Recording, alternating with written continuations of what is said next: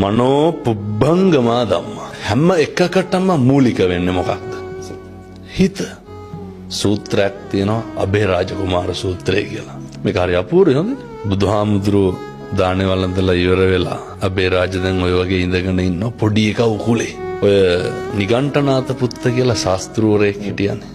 මිනිස්සයාගේ ගෝලයෙක් අබේරාජ. අබේරාජ බුදුහාමුදුරුවන්ගේ ප්‍රශ්න ටිකක් අහනවා. බුදුහාමුදුරුව අර පටිපුච්ච ව්‍යාකරණ ක්‍රමයේ යටතේ අබේරාජගෙන් ආපහු අහනවා. අබේරාජ පොඩි එකා ඔය උකුලේ ඉන්නවනේ. පොඩි එකාගේ කටේ කැබිලිති කටුවක් තියෙනවා. අහනවා අබේරාජ ඕක හිර වෙලා තිබ්බොත් මොකද කරන්නේ කියලා.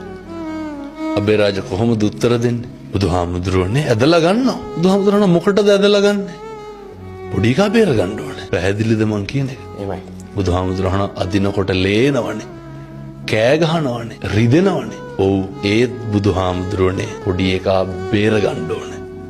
අබේරාජගේ සිතුවිල්ල මොකද්ද?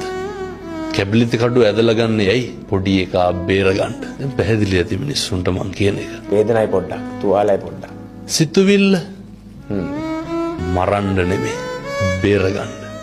උන්වහන්සේ උගන්වනවනේ චේතනාවමයි කර්මය වෙන්නේ කියලා. මිනිස්සුන්ගේ සිතුවිල්ලේ තියෙන කළු සුදු මට්ටමේ අඩු වැඩිය අනුව තමයි කරන ක්‍රියාවේ ප්‍රතිඵල යහපත්ද අයහපත්ද කියන එක තීරණය වෙන්නේ.